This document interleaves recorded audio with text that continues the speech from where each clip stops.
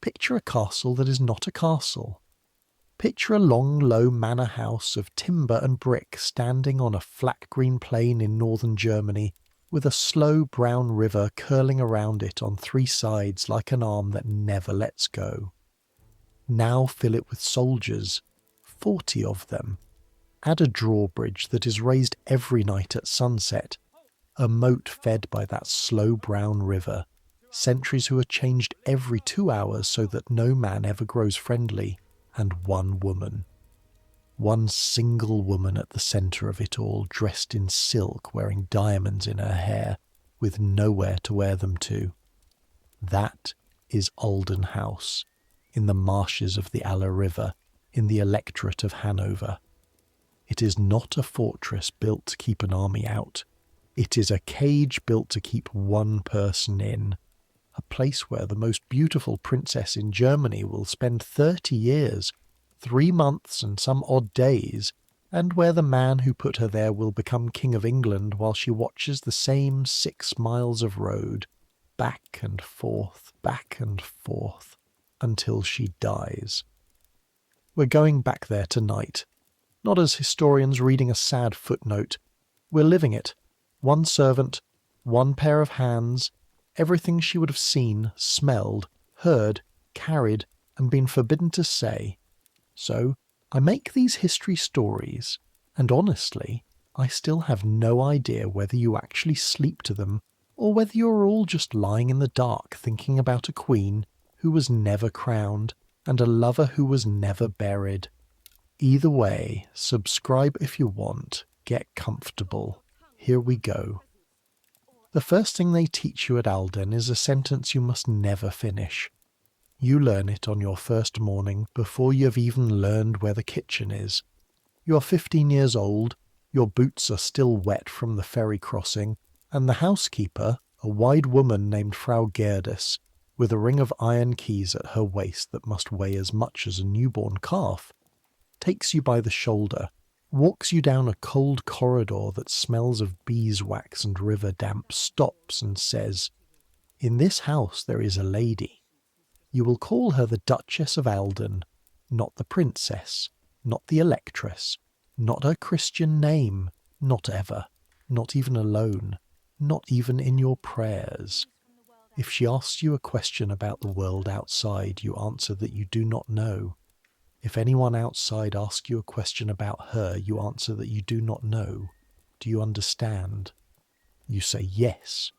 You do not understand. Understanding will take you 20 years. Your name is Leine Brandt. You're the daughter of a ferryman from Ahlden, a village of 11 houses a little way down the Aller, where the river is wide and lazy, and the mist stands on the water every morning like a second river made of breath. Your father poles travellers and pigs and barrels of herring across the water for a copper apiece. Your mother died of the fever that comes off the marshes in autumn, the one the old women call the shaking sickness, when you were 9. You have 4 brothers. There was not enough bread. And so when word came through the parish that the household at Ahlden wanted a strong girl for the laundry and the fires, a girl with no sweetheart, no gossiping mother, and no reason ever to travel far, your father crossed you over the river himself, put a bundle in your hands, kissed you on the forehead with his beard smelling of pipe smoke and tar, and said the only advice he had: "Whatever you see there, girl, leave it there when you die." It is the 3rd of November, 1705. The sky is the colour of dishwater, and you are walking across a drawbridge into the strangest household in Europe, and you don't know it yet, but you will walk out across this same drawbridge for the last time 22 years from now, carrying a secret in the hem of your skirt. The house itself confuses you at first, because it is handsome. You expected a prison. You had heard the word prisoner whispered in the village, the way children whisper it, with relish. But Ahlden House is a fine timber-framed manor, 2 long wings, tall windows, A courtyard where doves strut and complain. There are gardens. There's a linden avenue. If you saw it from the road, from the back of a hay cart, you would think, some noble family lives well here. Then you notice the details. You notice them one at a time, over your first week, the way you notice fleas. The sentries at the gate do not lean on their muskets and gossip like the soldiers you have seen at Celle. They stand. They watch the road, and they watch the river, and they watch you. There is a guard-house, and a captain of the guard, and a written order posted inside the guard-house door, and though you cannot read more than your own name, you will learn later what it says. It says that the Duchess of Ahlden may not leave the grounds without escort. It says that no visitor may see her without written permission from Hanover. It says that every letter that enters this house, and every letter that leaves it, must first be opened, read, copied, and approved. Every letter, even a note to a glover about the size of her hands. The drawbridge is raised at dusk. You hear it your first evening, a groan of chains and wet timber, a sound like the house clearing its throat, and Frau Gerda sees you flinch and says without any particular feeling, "You'll stop hearing it in a month." She is wrong. You will hear it every night for 22 years. It is the sound of the day being locked. And then there is the lady herself. You see her first on your 4th day, and you are not supposed to see her at all. You are carrying a copper of hot water up the back stairs, both arms dragged straight down by the weight, the metal handle biting a red groove into each palm, steam wetting your chin. When a door opens at the end of the gallery and a woman comes out walking fast, skirts hissing on the floorboards, and you press yourself against the wall the way you've been taught, eyes down, and the skirts stop. You can see the hem of her gown. It is silk, a deep wine colour, stitched with silver thread. You have never in your life stood this close to silk. Below the hem, small shoes with buckles that catch the grey window light. "You're new?" she says. Her voice is low, and it has an accent you can't place, a softness on certain words, and you will learn later that it is the ghost of French, the language of her girlhood, of her mother, of her letters, of everything that was taken. You're not sure whether you're allowed to answer. Your arms are shaking. The copper weighs as much as a small child, and the handle is slowly cutting through your palms. "Look at me," she says. You look, and this is the moment you will return to for the rest of your life. On the nights when you can't sleep, because your whole village had told stories about the prisoner of Ahlden, the wicked wife, the shamed princess, and you had imagined something broken and grey. The woman looking down at you is 39 years old, and she is, without argument, without competition, the most beautiful person you've ever seen or ever will see. Dark eyes, enormous, a little heavy at the lids, as though she has just woken or just been crying, and neither is true. Dark hair dressed high, and in it, at 10 o'clock in the morning, on an ordinary Tuesday, in a house she cannot leave, diamonds, real diamonds, 4 of them, winking like frost. She looks at your hands on the copper handle. She looks for a moment too long, as if hot water being carried up a staircase by a child is a fact she's memorizing for a report no one will ever ask her to give.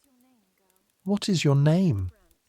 "Leine, your grace, Leine Brandt." "From the river?" "From Ilta, your grace. My father keeps the ferry." Something moves in her face, not a smile, something older than a smile. "Then your father," she says, "may go where he likes on that river." And she walks on, skirts hissing, a lady-in-waiting hurrying after her with the shawl. And you stand against the wall with your arms on fire, 15 years old, understanding your first thing about this house, that the person with the diamonds envies the ferryman. By nightfall, Frau Gerds knows the Duchess spoke to you. Of course she knows. Everything in this house is known. You're called to the still room, where the housekeeper is counting jars of preserved plums by candlelight, and she does not look up from her counting. What did she say to you? You tell her every word. You have already learned that much. Frau Gerds writes nothing down, but there is a man in this house, the bailiff, a dry gentleman called Herr von der Busch's clerk, and he writes everything down, and once a week a rider takes his papers to Hanover, 60 miles of bad road, and somewhere in a palace you will never see. Someone reads that on the 7th of November, the prisoner exchanged 11 sentences with a new laundry girl. Subject, a ferry. That is the machine you now live inside. Remember it. Every floorboard reports to Hanover. And here is the question you're not allowed to ask. The sentence no one in this house may finish. The thing you will piece together over years from half words. From the talk of grooms. From an old lady in waiting on a winter night when the wind is loud enough to hide voices. What did she do? What does a woman have to do to be locked in a marsh for the rest of her life by her own husband, while keeping her diamonds, her silks, her cooks, her carriage, everything except the world? You will learn it, piece by piece, the way you learn the house itself. And when you finally hold the whole story in your hands, you will wish, a little, that you had left it lying where it was. But that comes later. First you have to survive the winter. First you have to learn the work. Because whatever else Ahlden is, it is a working house. And in a working house a girl's grief and a girl's curiosity both come second to the fires. The work begins in the dark. Everything at Ahlden begins in the dark, because the house rises before the sun for the same reason it does everything. Because there is an order, written down, approved in Hanover, and the order says the fires will be lit by 6. Your day starts at 4:30. In the attic room you share with 2 other maids, Greta and little Anna, all 3 of you in one bed under one blanket that smells of lanolin and old smoke. The cold up there is a physical presence. It sits on your face while you sleep. In deep winter the water in the washing jug freezes into a lens of ice, and you learn to break it with the heel of your hand, one sharp blow, and to wash fast.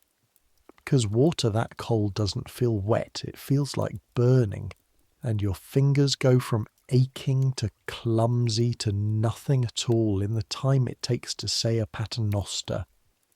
Then down the back stairs in the dark, one hand on the rope that serves for a rail, the wood of each step worn into a shallow spoon by 100 years of feet, and into the kitchen, where the banked fire is the only living thing, a dull red eye under its blanket of ash. You kneel on the hearthstone. The stone pulls the heat out of your knees through your skirt in about a minute. You rake the eye open with the iron, lay on the small dry birch first, then the split oak, and you blow, cheeks cracking, until the flame stands up. The sound of a house in the morning is not voices. It is this, the whisper of raked ash, the snap of birch bark, the far-off groan of the well chain, the clink of the sentry's musket furniture as he stamps his feet on the bridge, and the doves overhead starting their idiot murmuring in the cote. Then the carrying. God, the carrying. Nobody who has not been a maid understands that a great house runs on shoulders. Water from the well, 2 buckets on a wooden yoke, the yoke pressing a permanent tender line into the muscle at the base of your neck. Wood to 11 rooms. Coal to the Duchess's apartments, because she keeps German stoves and English coal both.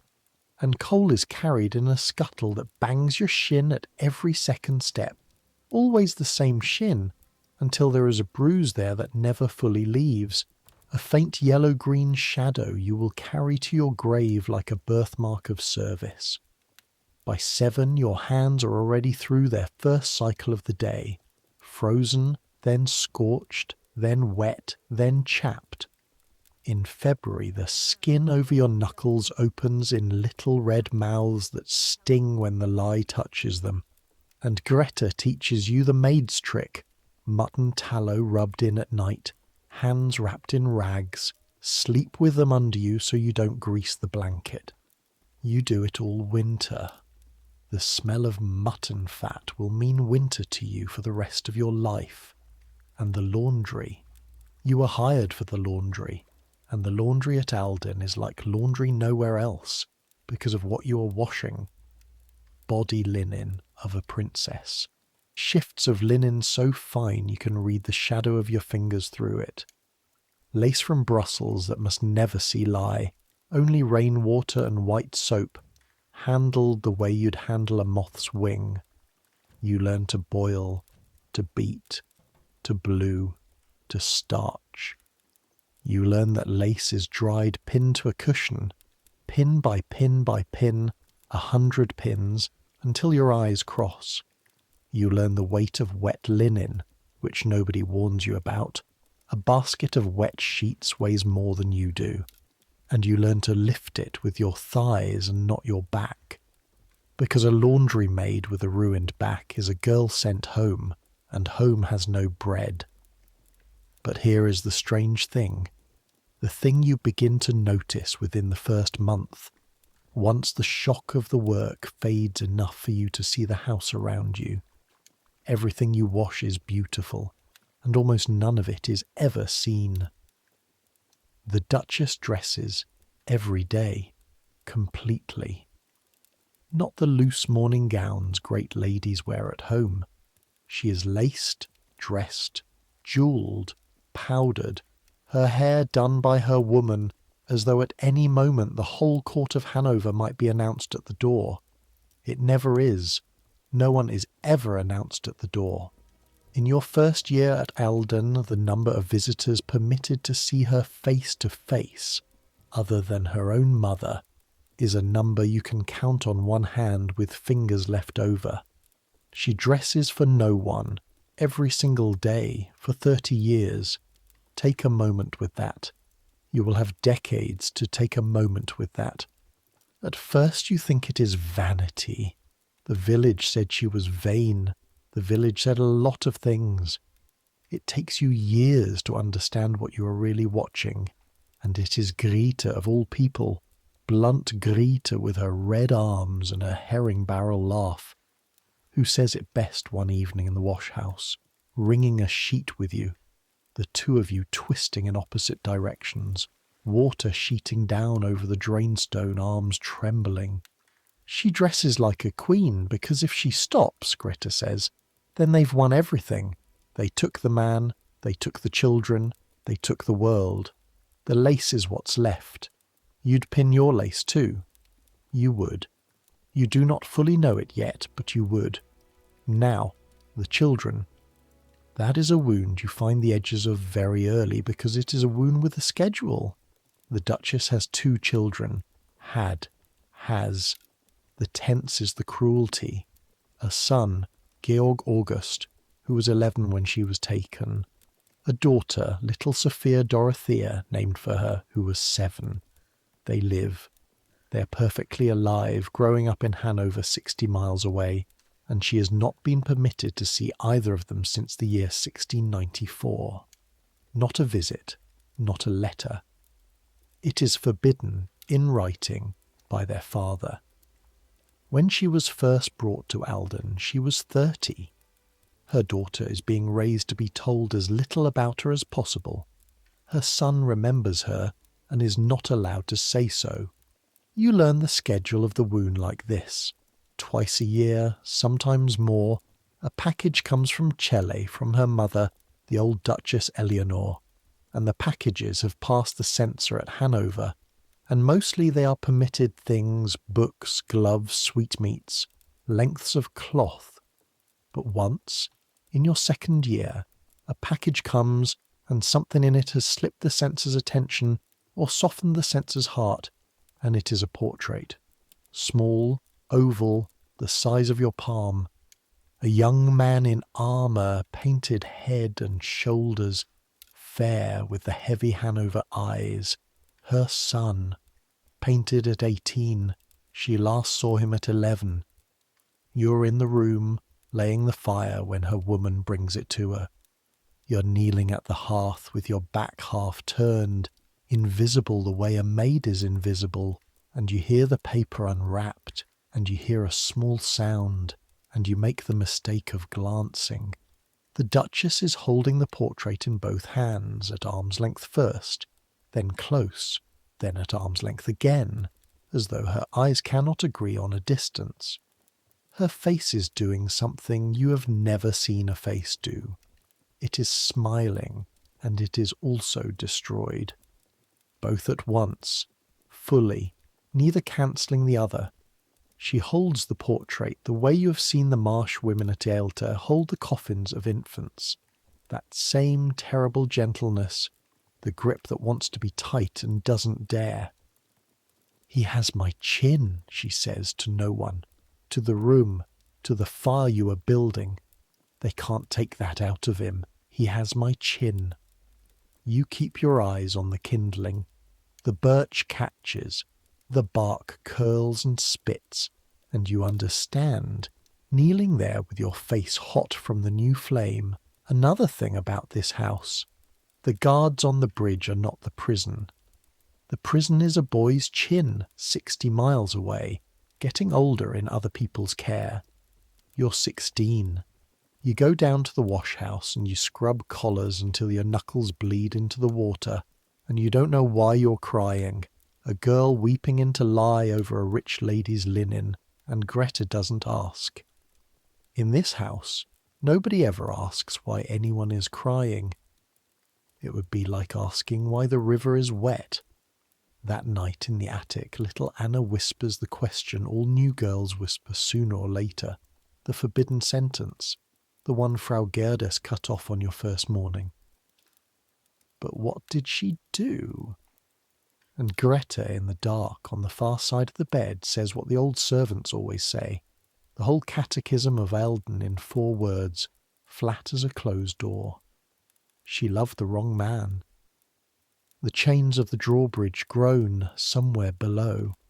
The house locks its day away, and you lie there between the two of them, staring up at rafters you can't see, thinking, people are not put in marshes for 30 years for love. There is more. There is always more. There is. And the more has a name, and the name is a thing no one at Ahlden ever says above a whisper, and the first time you hear it, it is not even a whisper. It is a word mouthed silently across a kitchen table during a thunderstorm. Königsmarck. Hold on to that name. We're coming to it. But first you have to see the carriage, because until you have seen the carriage, you don't understand what 30 years actually means. The carriage is where this house keeps its truth. Here is what the Duchess of Ahlden is permitted by the written terms of her confinement in the way of open air. She may walk in the gardens inside the moat under observation, and she may drive out in her carriage along one road in one direction for a distance of about 6 miles and back. Always the same road, the one that runs along the Aller toward the village of Hodenhagen and the flat brown country beyond. Never further, never a different road, and never, not once in 30 years, alone. The carriage goes out with an escort of cavalry, sabres drawn, riding before and behind and beside, hooves throw in marsh mud, as though the coach carried a captured general instead of one woman in silk, holding her hat against the wind. The first time you see it, you have been at Ahlden perhaps 5 months. It is a hard, bright spring morning. the floods just down, the meadows silver with stand-in water, plovers crying over the fields, and you are pinning washing in the drying yard when the whole household seems to tilt toward the stables. Grooms running, the captain of the guard shouting for his troopers, the great gates opening with their particular squeal, iron on iron, that you can feel in your back teeth, and out it comes, a fine coach, dark green, well kept, 4 matched horses groomed to a shine, and around it the soldiers, 12 of them that day, blades actually out, catching the sun in long white flashes for a drive down a country road past cows. You stand there with a wet apron in your hands and a peg in your mouth, and you watch the procession diminish down the causeway, and beside you old Henning, the gardener, who's been at Ahlden since before the Duchess came, follows your stare and reads it perfectly. 6 miles out, he says, 6 miles back. She'll have them drive fast on the straight by the river. Fast as the coachman dares. It's the only speed she's allowed to feel. What happens at 6 miles? There's a trooper who knows the spot, a willow and a boundary stone. They wheel the horses. He stoops back to his beds, pressing seedlings in with a thumb blackened by 50 years of soil.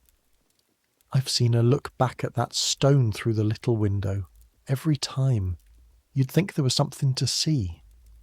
That is her outside world, a willow and a stone. In summer she drives almost every fine day. She learns over the years the name of every farm along those 6 miles. Peasants come out to stand at their gates as the coach passes, and they take their hats off, and here is a detail that gets into your chest and stays. They bow to her. The whole countryside bows. Nobody in the marshes ever calls her the wicked wife the way the town gossips do. To the farmers along the Aller, she is simply their lady, the great lady of Ahlden, generous at Christmas, prompt with charity when the river drowns a man's hay. And if Hanover thinks its soldiers make her shameful, the marsh people have quietly voted otherwise, one doffed hat at a time. She notices. Of course she notices. Frau Gerda says the Duchess knows which farms have sickness in them, which have a new baby, which lost a cow. When the Aller takes someone, and the Aller takes someone most years, a fisherman, a child, once a whole wedding party when a ferry overturned upstream, money goes from the house to the widow before the body is even found. You know this because you carry the purse to the steward yourself more than once. She cannot mother her own children, so she mothers 6 miles of mud. Understand the arithmetic of it, because arithmetic is what a locked life runs on, and this house has its own kind, and it is not the arithmetic of shopkeepers. It is this. 30 years is roughly 11,000 days. Call it perhaps 4,000 carriage drives, allowing for winters, floods, and the days when the roads are soup. 4,000 times down the same 6 miles. 4,000 times the willow. 4,000 times the stone. 4,000 times the wheeling of the horses, that lurch as the coach comes about, which is the exact physical sensation of the end of the world. She will do this until she is 60. Some prisoners count days on a wall. She counts them in willow trees. And twice a year the drives change. Because twice a year, sometimes oftener when the old lady's health allows, a different carriage comes up the causeway from the other direction from Celle, and the whole house holds its breath, and the drawbridge comes down in the middle of the day, and her mother arrives, Duchess Eleanor. You must picture her because for 15 of your years at Ahlden she's the one door in the wall, a French woman by birth, tiny, straight-backed, past 60 when you first see her, and near 90 when you see her last, dressed always with a precision that makes the Hanover fashions look like sacks. She was not born royal. She was a Huguenot gentleman who a duke fell in love with, and the family never forgave her for it, and it is not lost on anyone, least of all on her, that the daughter of the love match was traded into the loveless one, and that this house is where the trade ended.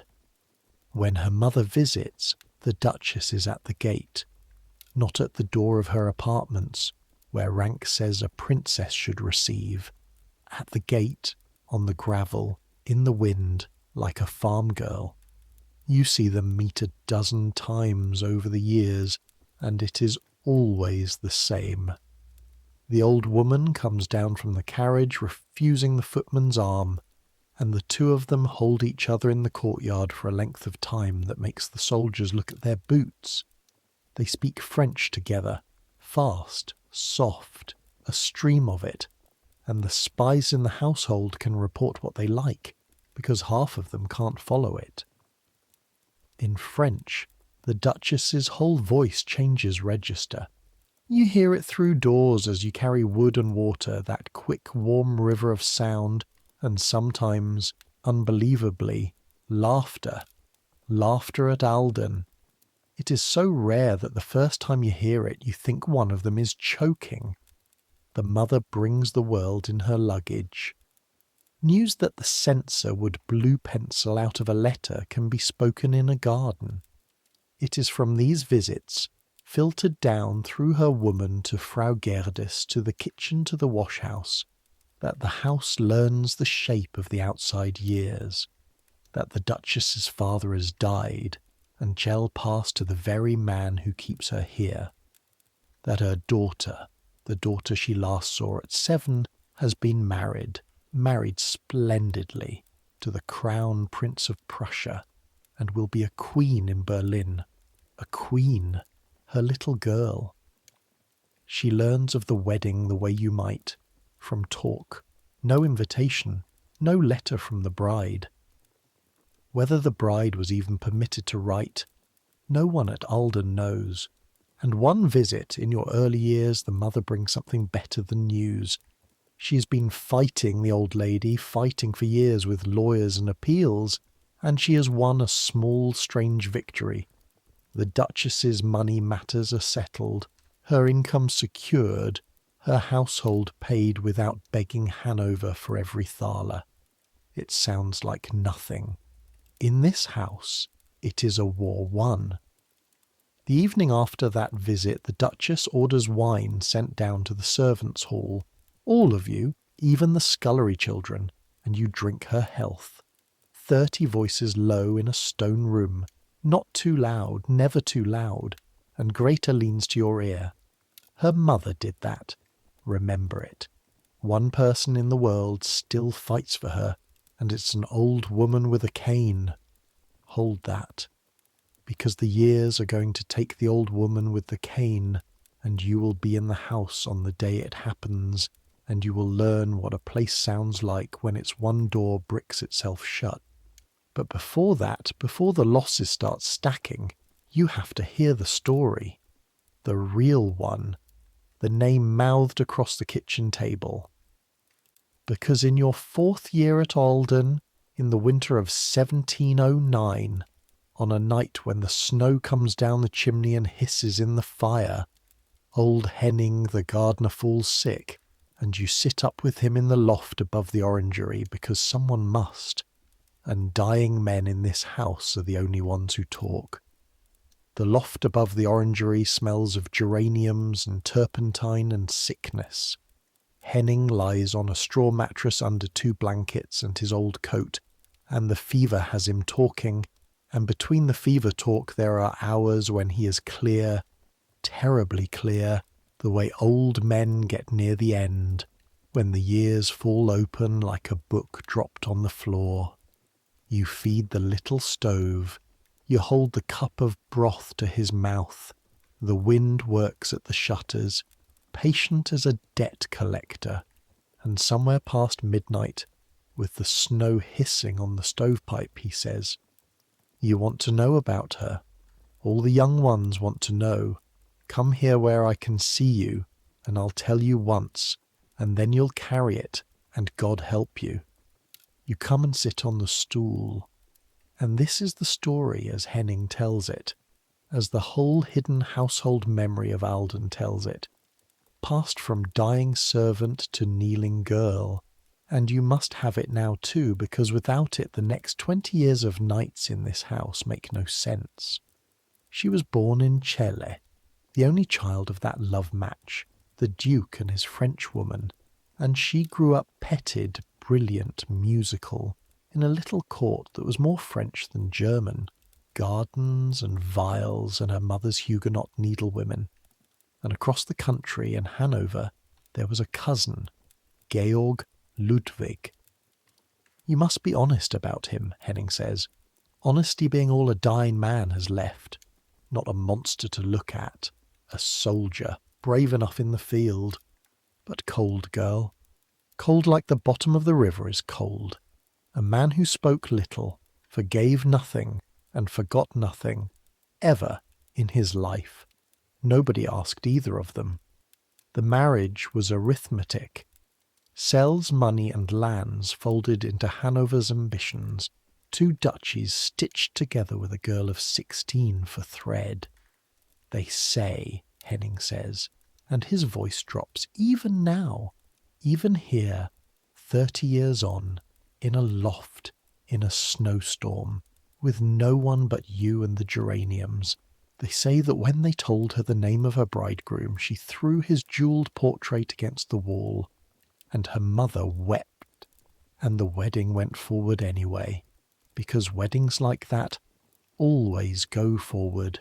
16 years old, November, cold in the chapel, cold in the vows, cold all the way down the years to come. Hanover was a knife drawer of a court. The old elector's mistress ran half of it, and hated the girl on sight, hated her Celle money and her Celle face. Her husband did his duty, got the 2 children, and went back to his soldiering and his own mistress, a tall thin lady the wits called the Maypole. When his wife complained, and she did complain, she had her mother's tongue and no armour over it. Things were said on both sides, and once Henning heard, more than said, his hands, her throat, pulled apart by attendants, a princess of Celle on the floor of her own apartments.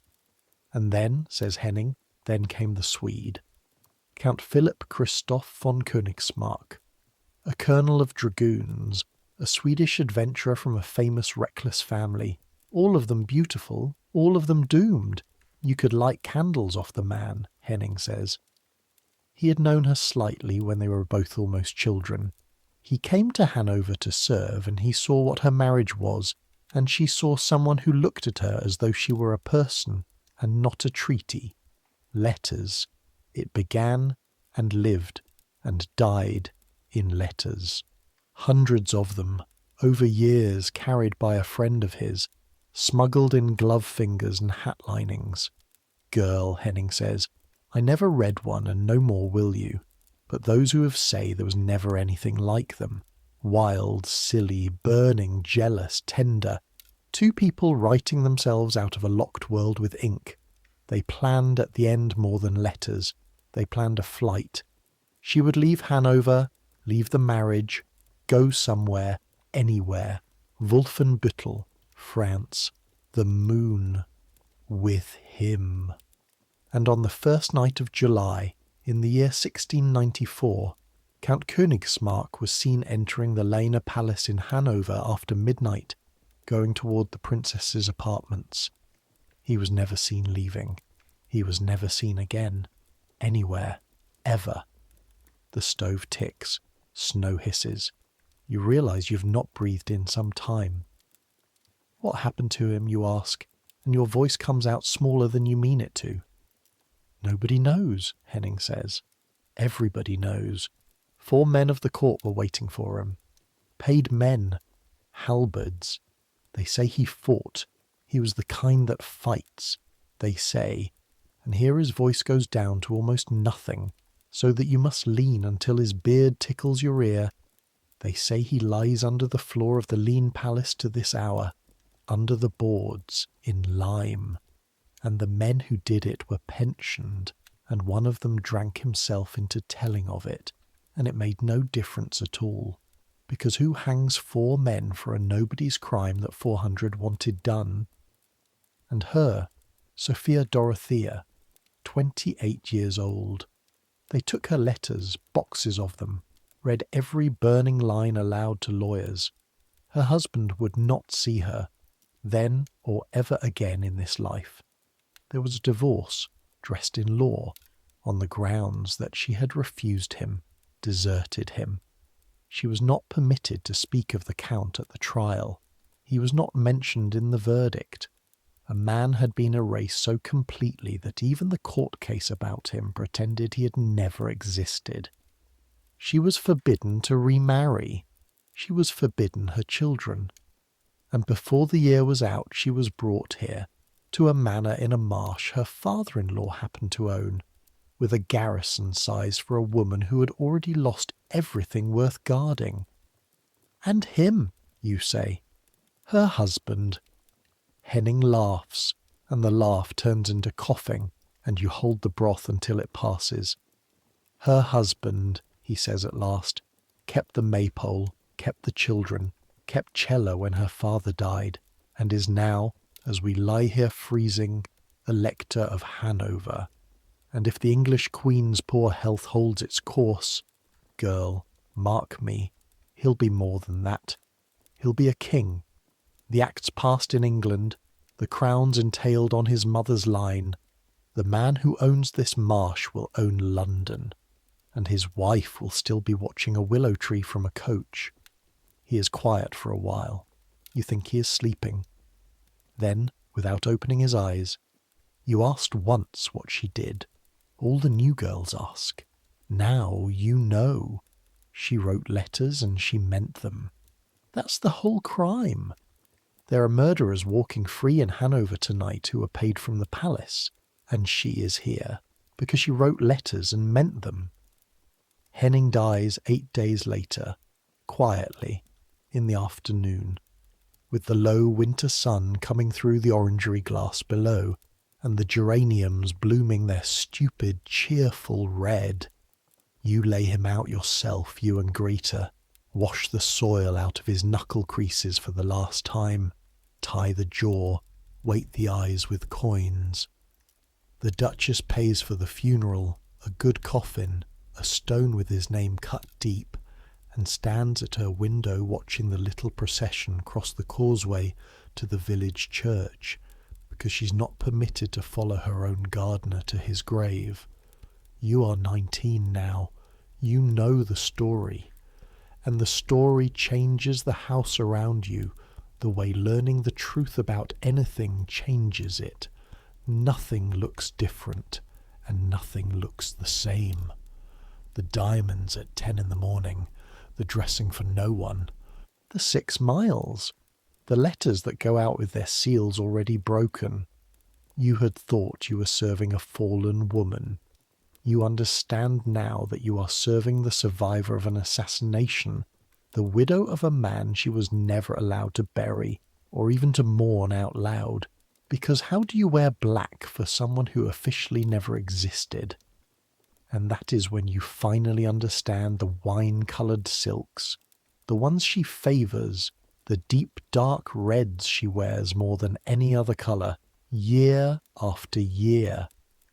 You cannot wear mourning for an erased man, but no one can stop you wearing the colour of the last of his blood. Perhaps that is fancy. Perhaps it is only that dark red suits her. You're a laundry maid. No one will ever tell you. But you wash those silks for 20 years, and you press them, and you hang them, and you never once handle them without the thought crossing your mind like a shadow crossing the yard. Under the boards, in lime. And she knows. Whatever else they kept from her, be sure of it. Somebody made certain she knew. They left her alive with the knowledge. That was the sentence. Ahlden is not the punishment, girl. Ahlden is just the room where the punishment is kept. Now, let me show you an ordinary year at Ahlden, because sleep needs rhythm, and this house is nothing but rhythm, rhythm laid over rhythm, the way the river lays silt. Winter is the siege. The Aller floods most years, sometime between December and March, and the flat land drowns, and Ahlden becomes what it always secretly was, an island.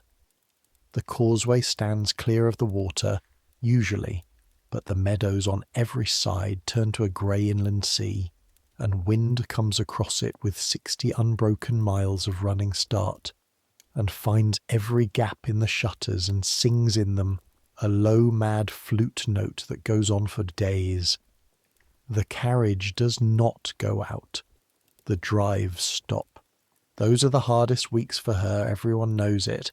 The weeks with no willow and no stone, and her woman reports that she walks instead up and down the long gallery, up and down, 40 lengths 50, her heels going tock, tock, tock on the boards overhead while you iron below, so that the sound of winter at Ahlden, if you had to choose one, would be that. Heels on wood, going nowhere, beautifully dressed. Your own winter is fires and frost-cracked hands and the tallow trick and the yoke. The well rope freezes and must be thawed with a kettle before the first draw. The privies are a punishment of ice. Little Anna gets chilblains so bad one February that her toes look like rotten plums, and the Duchess's own physician, who has nothing else to do, treats a scullery maid's feet with the gravity of a court consultation, and Anna talks about it for a year. But winter is also the season of the needle, and the needle is where you rise. Because in your 5th year, Frau Gerdes discovers that the ferryman's daughter has fine hands. All those years mending nets by rushlight taught you something after all. Your darning is invisible, your seams lie flat, you can mend Brussels lace under a magnifying lens with the needle so fine it disappears between your fingers. And a household that dresses a princess every day, for no one has endless need of such hands. So you are moved gradually over 2 winters, from the wash-house to the wardrobe. You get a stool by a window with north light. You get, wonder of wonders, your own candle allowance, and you get proximity. Because the wardrobe is up near her apartments, and proximity in this house is the only wage that matters. Spring is water going down and mud and the first drives. The whole house lightens when the carriage goes out again. Even the sentries stand easier. Plovers come back to the meadows, then stalks to the church roof at Ahlden village, and the Duchess, who feeds birds at her window ledge all winter with a fidelity that alarms the crows into fatness, watches the storks through a little prospect glass her mother brought her and names them, the same names every year, and if that is madness, it is the mildest in the medical books. Summer is the garden. She gardens, did you know that? With her own hands sometimes, gloved. Kneeling on a cushion a footman carries out, setting bulbs and pinching herbs, and Henning's successor, a shy young man named Claes, nearly dies of terror the first time she asks his opinion of a rose. Summer is also the season of guests who are not guests. Officials from Hanover, twice a year, come to inspect the arrangements, and the whole house is scrubbed for them, and they dine well and check the accounts and the guard rosters, and they are perfectly courteous to her, and they call her Madam, and every one of those visits sets her back a week. You can tell by the linen. You can always tell everything by the linen. On the bad nights the pillows are wrung like washing. And autumn. Autumn is the fever season off the marsh, quinine bark and vinegar fumigations, and the slaughter month, and the great wash before winter, and her birthday, which is in September, and which is marked in the house with a dinner and music. Her own little chamber music, 3 players, and marked in Hanover, as far as anyone can tell, by nothing at all. Year after year after year, you grow up inside this wheel. 19, 22, 25. Greta marries a boatman and leaves, weeping into your neck at the gate, and you take her place as senior in the attic room and teach a new child where the loose floorboard creaks. Frau Gerda's hair goes from iron to ash. The captain of the guard is replaced and replaced again. Garrison officers come and go like weather. Only the prisoner is permanent. You have your own offers. You're not without looks. A sergeant, then a Chelcorn factor's son who sees you at Henning's grave one Sunday and finds reasons to cross the river all summer. You say no. You tell yourself reasons, your brothers, your wages, your place. The truth is simpler and you don't look at it straight for years. You cannot leave her. The house has you. Not the way it has her. Nothing has anyone the way Ahlden has her. But a cage this large grows things inside it. Loyalties, tendernesses, and you are one of them. Because by now she knows you. Has known you for years, in the way great ones know servants, and then, slowly, in another way. It begins with the mending. Her woman brings you a sleeve of Pointe-de-France ripped on a rose thorn, a piece of lace worth more than your father's ferry earned in his life, and you mend it so that the flaw cannot be found even when she holds it to the window and searches, and word comes down. The Duchess wishes to know which of the women did this. After that, the fine work is yours by name. After that, sometimes, you are called up to fit and pin in her presence. You learn her measurements like a catechism, the fall of her shoulder, the exact length she likes a sleeve, that she cannot bear a pin left in a hem even blunted, that she stands for fittings very still, too still, with her eyes over your head at the window, at the flat lands, at the road. And she talks, not to you exactly, around you, at you, to the room with you in it. A woman who has been 30 years short of listeners does not waste one who kneels at her hem with a mouthful of pins and cannot answer. You hear about Celle, about her mother's gardens, about a masque when she was 15 where she danced dressed as Aurora, and the whole hall stood on the benches.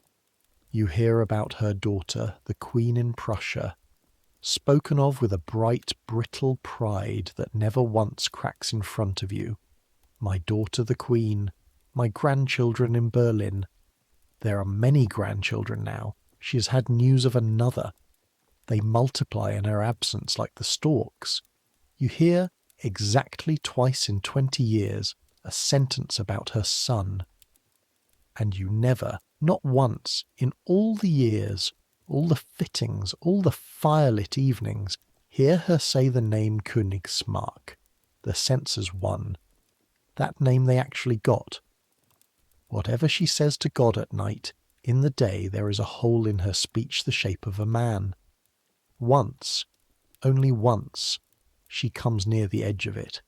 It is a fitting on a January afternoon, light failing, snow coming, and you are kneeling at her hem, taking up a length of that dark wine silk, and the room is so quiet you can hear the snow arrive, that faint pressing hush, and she says, out of nothing, in her low voice with the French ghost in it, "Do you know what I regret, Leine?" You do not answer. Pins in your mouth, heart suddenly loud. "Nothing," she says. "They wait for me to regret. Hanover has waited 30 years for one word of regret, one letter asking pardon. They will wait until the trumpet sounds. I regret nothing. Write that on the lid. Write that on the lid. You are 20 years from understanding what she has just asked of you. Put it away. You did. You put it away for 20 years, in the place where you keep your father's advice. Whatever you see there, girl, leave it there when you die. And the two sayings lie side by side all these years, quietly contradicting each other, waiting to see which one you'll obey. Then comes the year 1714, and the world outside decides for once to knock on Ahlden's door. It is August, hot for the marshes, the river low and smelling of itself, cattle standing belly deep to escape the flies. You're 24, sitting in the wardrobe window with a shift in your lap, when you hear a horse on the causeway being ridden the way no one rides the causeway, flat out, and you look up, and it is a courier, government leather, lathered horse, and the sentries pass him through at a run. By evening the whole house knows, because the whole house always knows, Queen Anne of England is dead, and by the settled law of that country, by the act that entailed the crown on the Protestant line of Hanover, the new King of Great Britain and Ireland is Georg Ludwig, Elector of Hanover. Her husband, the man who signs the orders about her letters, King George I of England. You would expect the house to go silent. Instead, the house goes strange. Because within a day, everyone from the steward to the scullery is thinking the same thought, and nobody says it. And the thought is, what does this mean for her? A prisoner of an elector is a family shame kept in a drawer. A prisoner of a King of England is something else. Kings need popularity. Kings answer a little to parliaments, to pamphlets, to public feeling, and public feeling in England, the older servants who understand such things whisper, is soft toward wronged ladies. Surely now, something bends. Perhaps a release to Celle, perhaps at least her children, her son who is now Prince of Wales, her son who is known, it is said out loud now for the first time, known to have kept a portrait of his mother hidden through his whole boyhood. Her son who hates his father with a patience the whole world will shortly get to watch. Surely the sun can do something now, and here is the cruelest month of the 30 years, crueler than any winter, the month of hope. You watch it happen to her the way you'd watch fever. She takes the news standing, they say, without a word, and orders nothing changed. But the linen tells you. The linen always tells you, and the walking starts again overhead, tock, tock, tock, and one afternoon she has you and the wardrobe woman go through every gown she owns, all of them, out on the beds, the silks like a garden suddenly planted indoors, and she walks the rows touching a sleeve here, a hem there, and says, as if idly, "Which would travel best, you think, if one had to travel in autumn? If one had to travel." Nobody has told her anything. She's packing in her mind. A woman of 48, 20 years locked in a marsh, is standing among her dresses, planning what to wear to be forgiven. The king leaves for England in September. He takes the maypole. He takes half the court. He passes, on the road toward the coast and his kingdom, within a handful of miles of the Aller marshes. He does not stop. He does not write. He does not, so far as any record kept by anyone will ever show, mention her. And the orders that come to Ahlden that autumn, when they come, are these. Nothing changes. The guard is confirmed, the censorship is confirmed. If anything, the watch tightens, because a king's prisoner is a bigger prize for plotters, and there are Jacobite agents in the world now who would love nothing better than to steal the King of England's wife and parade her grievance through every court in Europe. So more sentries, sharper inspections. Her captivity has been promoted along with her husband. The gowns go back into their presses. You fold them yourself, one by one, tissue between the folds, and it is the closest you ever come, in 30-odd years of service to hating a man you've never seen. That is also the autumn you learn what she does with the nights. It comes about because of the candles. You have charge by now of certain stores, and the candle count from her apartments will not reconcile. Her rooms burn wax long past midnight, night after night. Frau Gerds, old and half her fierceness gone, sends you up one October evening to see to the fire, really to see. Because Hanover asks questions when candles disappear. Everything is still written down, even now, even here. You find her at her writing table.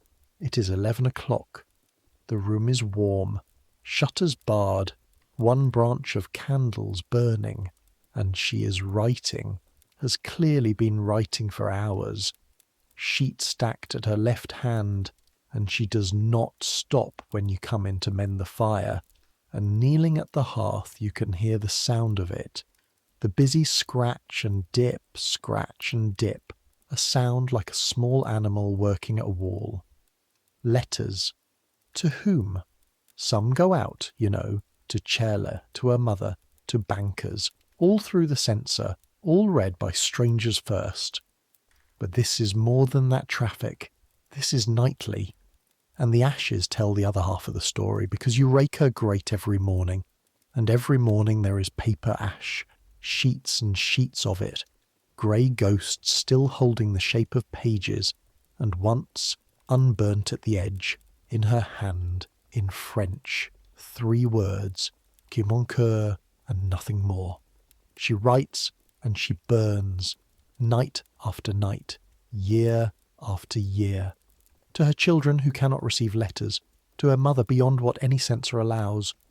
To the dead, perhaps, you are a ferryman's daughter. You were raised on a river. You know that people write to the dead. The censors read what leaves the house, and Hanover reads what the censors copy, and none of them will ever read the real correspondence of the Duchess of Ahlden, because it goes up the chimney at midnight, 30 years of it, the largest archive never kept, out over the marshes as smoke. You never tell anyone about the scrap. That, my heart. You press it in your mind like lace. The years after 1714 Ahlden. That's the only word. The Hope Month is never repeated. She has learned the price of it. News comes in its filtered way. The king is unpopular in London, doesn't trouble to learn English, keeps the maypole, quarrels monstrously with his son.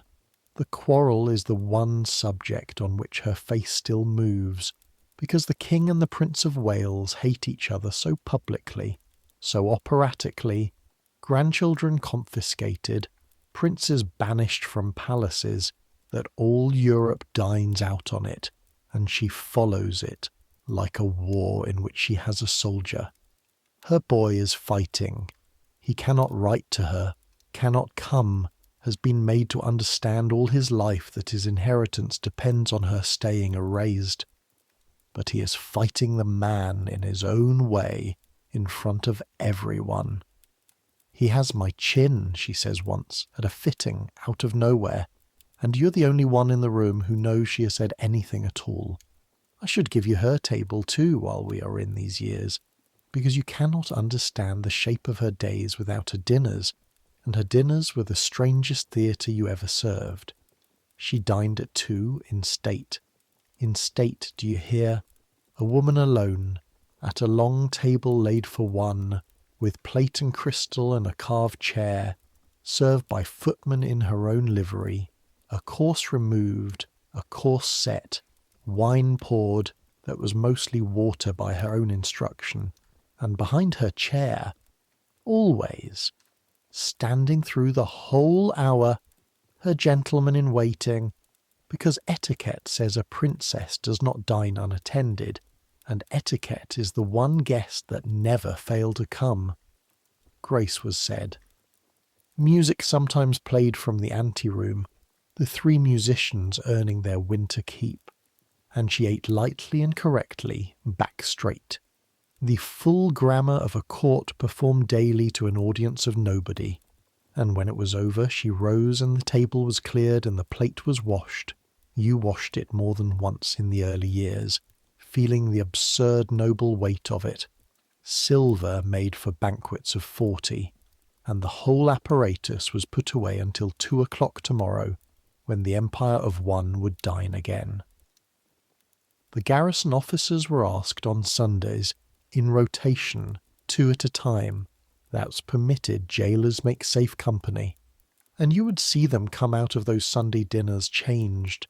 Young lieutenants who had arrived at Ahlden smirking over the posting, the famous wicked lady, and who came down the stairs after 1 hour of her conversation walking carefully, like men carrying full cups, having discovered that the prisoner spoke 4 languages, knew their hometowns, their colonels, the wars their fathers had served in, asked after their mothers by name at the next dinner and the next, and had, besides, the one power no order from Hanover could confiscate. She was interesting. The most interesting person any of them had ever sat with, penned in a marsh, glad of a subaltern's company, and by their second winter to a man they were hers. Not in any way a report could name, in the way that matters. The government changed the garrison officers every few years, and everyone knew why, and it never helped. The marsh got the new ones too, and the pastor came, Wednesdays and Sundays, a dry good man from the village who had expected, when the post fell to him, to be shepherding a great sinner, and found instead the most exacting parishioner of his life, who knew her scripture in French and German both, kept every fast, questioned him on his sermons point by point until he took to preparing them as if for a bishop, and gave through his hands so steadily to the parish poor that he confessed once at the steward's table, over a 3rd glass, that half his cure of souls was funded by the woman his own church courts had ruled an abandoned wife. He said it, and then looked frightened, and the steward said what was always said at that table, that the wine was talking, and the clerk at the end of the table wrote nothing for once, and everyone slept unbetrayed. Twice, in all your years, the outer world tried the gate.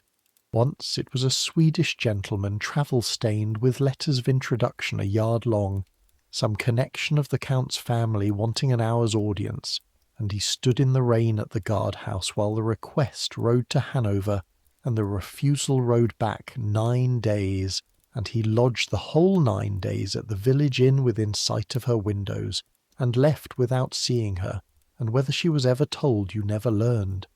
The house judged it mercy either way and closed its face. And once, in the year of the Jacobite troubles, when the king in England was afraid of plots, a stranger was taken on the causeway at dusk, a nothing, a pedlar out of his road, but the garrison doubled the watch for a month, and her drives were suspended,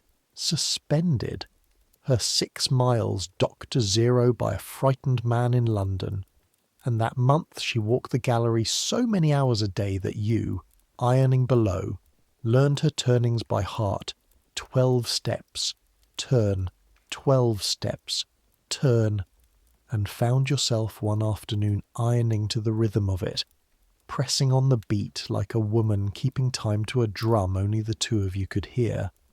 That was her state, a court of 1, a congregation of 1, a country 6 miles long with its whole population behind bars of etiquette. She ruled it the only way left by making it perfect. Every day. Perfect. The lace perfect, the table perfect, the charity perfect, the manners perfect. 30 years deep. You thought, when you were young, that it was pride.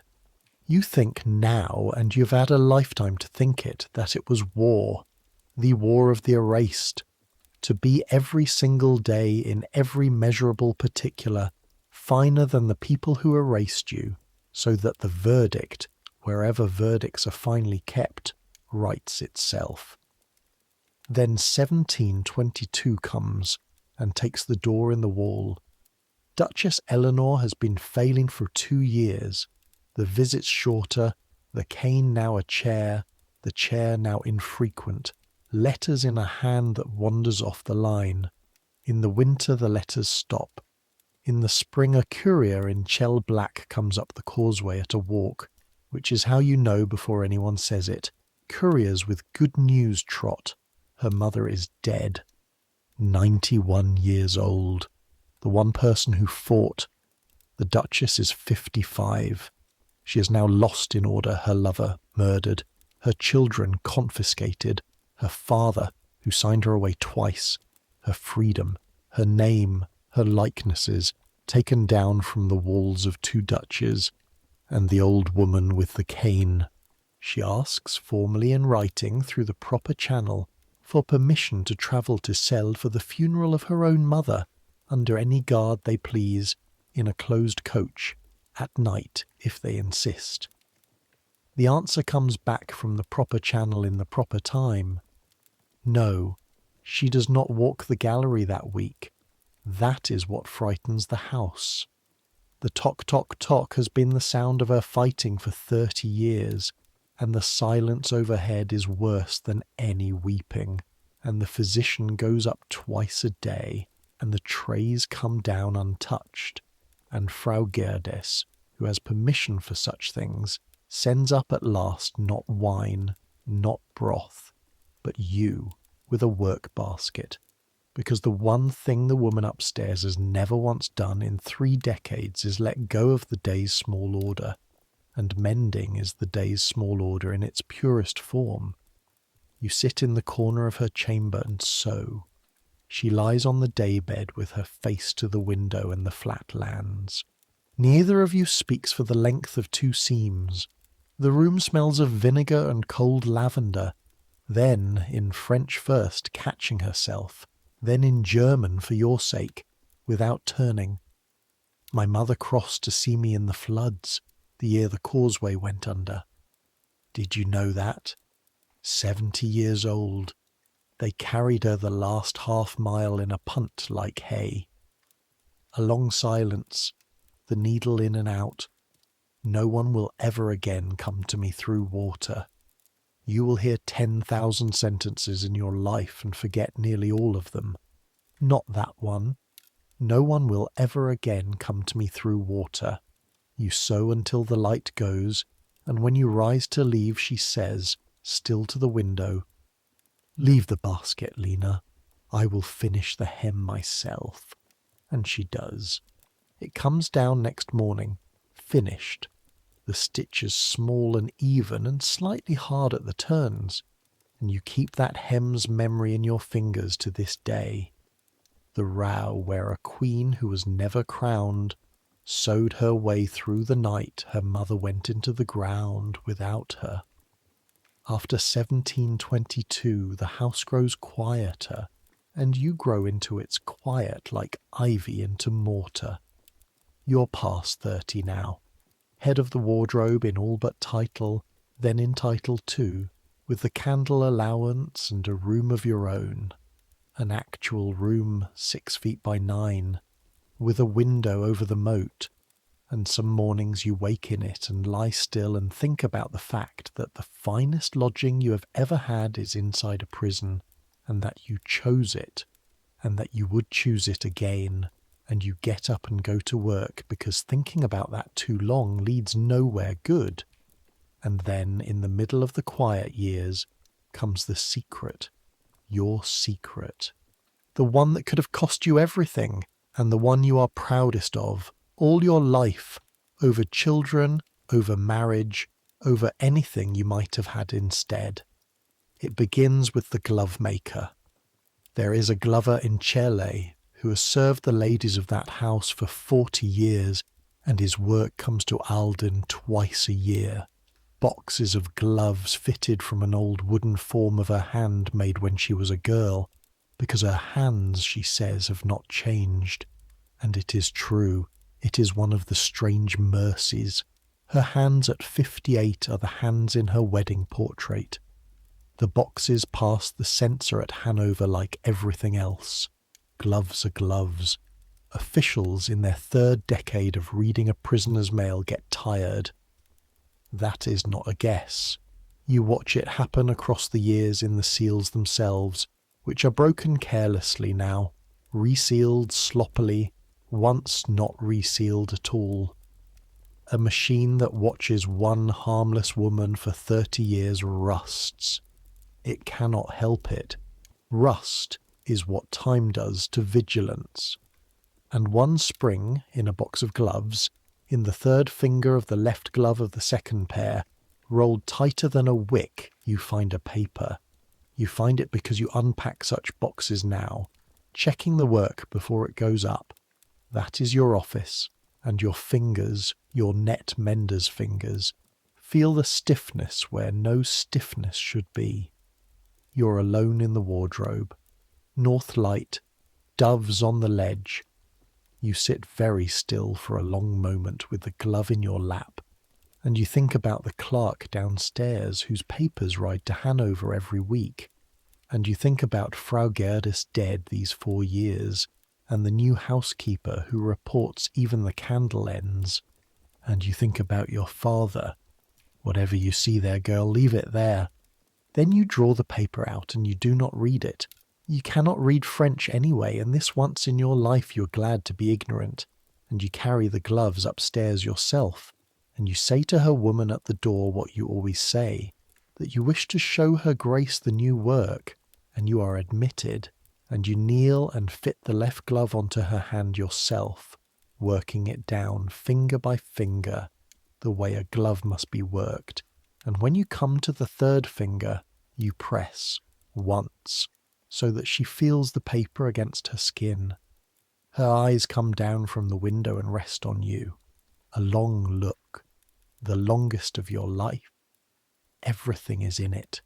The question, the warning, the disbelief, the arithmetic of what you are risking, which she can count better than you because she has watched servants dismissed for less, watched a page turned out onto the causeway in the rain once for carrying a verbal message from a cousin. "Thank you, Leine," she says. "The fit is very good." That is all that day. But that's how it starts, and it does not stop for 4 years. You never learn, then or ever, exactly who is at the far end of the thread. You have your certainty, but it is a servant's certainty built of small things. The gloves come from Gel, but the paper smells faintly of a scent no one in Cella wears, an amber scent, a court scent. The replies, and there are replies. She gives you no papers to smuggle out. She's far too careful to reverse the route the same way. The replies go out. You eventually understand. In the linings of the gloves return to the glover for adjustment. An adjustment she now requests with a regularity that would embarrass a woman whose hands had truly not changed in 40 years. Adjusted gloves, going back through Celle, and onward you would swear on the Allee itself, to Berlin, to the Queen in Prussia, to the daughter, 7 years old when the soldiers came, a queen and a mother of many now, who somewhere in her guarded, splendid life has decided that she will no longer consent to have no mother, and has found, as queens can, a glover. Later, years later, you will hear it said openly as a known thing, that in the last years the Queen of Prussia corresponded with her imprisoned mother in secret, and that there was talk between them, actual plans, of a meeting, even of a rescue of sorts once the old king should die, a place prepared, an income, rooms in Berlin. You will hear that and keep your face still, the Ahlden face, the face the house taught you, and think, I carried the gloves. What it does to her, that thread, you see in the only place you ever see anything, the daily fabric. She's past 60 now, and the beauty has finally consented to become something else. But the spine straightens that spring and stays straight. Diamonds again at 10 in the morning after some years of pearls. At fittings, she stands at the window and her eyes have a focus down the road that they lost after her mother died. And once, pinning her hem, you hear her murmur, in the tone of a woman turning over a plan and finding it sound, "Berlin winters are no colder than these. Berlin winters are no colder than these." She is 60 years old, 30 years locked in, and she is still, quietly, in the third finger of a glove plotting her escape. Regret nothing. Write that on the lid. You want her to have it. God and the river forgive you for how much you want her to have it. 1 year, even one, at a fireside with her daughter, with grandchildren she has never touched, being loud in another room. You're old enough now to know the odds. You carry the gloves anyway. Every box. 4 years. The odds, in the end, are not what beats her. The old king in England does not die. He is strong as a millstone. What comes instead in the summer of 1726 is smaller and worse. It starts, as her disasters always start, with something that would be nothing in another life. In August she takes a chill after a drive, the drive she will not give up, that summer being wet, the coach coming back through rain, across the flooded meadows more than once. The chill settles, then it passes, and the house breathes. Then in the first days of autumn it returns as something with weight behind it. Fevers in the evening, no appetite, and then the swelling. First the ankles, so that the shoes with the buckles are set aside, then the hands, and you must split the seams of her gloves, and ease them. And you do it with your stitches disappearing the way she likes, and your heart going down and down like a stone through dark water. Because you are a marsh woman, you have watched the dropsy work on people all your life, and you know what it means when it climbs. The physician bleeds her, of course, purges her, of course, talks of obstructions of the liver, of a surfeit, of strawberries and oranges taken imprudently, and writes his reports to Hanover, because even now, even this is written down and sent to Hanover. Her pulse rides to the palace weekly with the accounts for candles. She does not fight it the way the house expects her to fight, and that is how you know she is understood. Somewhere in October she stops asking about the roads to Berlin, stops requesting the adjustment of gloves, and begins instead to put her affairs in an order so calm it frightens everyone. Bequests are written. The household is remembered, every servant by name down to the scullery children. You learn later that your own name is there with a sum against it that will astonish you. She has masses said, has the church at Ahlden village given a new altar cloth, sends money into the 6 miles one last time, to every farm the coach ever passed. And she writes one letter that is not burned. You know because you are there. It is early November now, and she keeps her bed most days, propped high because lying flat drowns her. The dropsy is at her chest. Her breath has a sound in it like a foot in wet gravel, and the woman who sits up with her at night is failing herself. So you take turns of the watch, you and 2 others, and on your watches the room is mostly silence and the fire and that terrible patient gravel sound. But one night, past midnight, she has you bring the writing board to the bed and the candle close, and she writes, very slowly, resting long between lines, one letter, several pages, and her face while she writes it is not soft. That is what you remember. Not soft at all. It is the face of a woman totting an account. She seals it herself, 3 seals, pressing the wax with her own ring, hands so swollen now that the ring bites, and she will not let you help. And she does not give it to the clerk, whose duty is letters. She gives it days later, when he's admitted to take instructions about her testament. to a gentleman of the household she has trusted longest, and what she says as she gives it, the woman at the door hears and the house repeats in whispers for weeks. After, not before. You will know when. The letter is addressed to the king. 30 years of silence between them. Not one line has passed from her to him, or him to her since 1694. Only lawyers and orders and guards. And now, at the end, she writes to him at last. And no one at Ahlden knows what is in it, and everyone at Ahlden knows what is in it, because you had all heard her say it for years, in one form or another, to the window, to the fire, to the hem of a gown. I regret nothing. They will wait until the trumpet sounds. She is not writing to ask his pardon. She is writing to summon him to God's court. The house believes it to a soul, from the steward to the boy who turns the spit. The letter is a citation. Answer for the Count. Answer for the children. Answer for 30 years of willow and stone. Answer within the year. You do not believe in curses. You're a Lutheran and a ferryman's daughter, and you have hauled too much wet linen to have breath left for superstition. Remember that you thought that this November. Remember it next summer. The last weeks are a house holding its breath. The rhythm you have lived inside for 21 years dissolves, and nothing shows you what the rhythm was worth like the losing of it. The drives are long over. The coach horses stand in their stalls growing fat and are led out to exercise by grooms who don't meet anyone's eyes.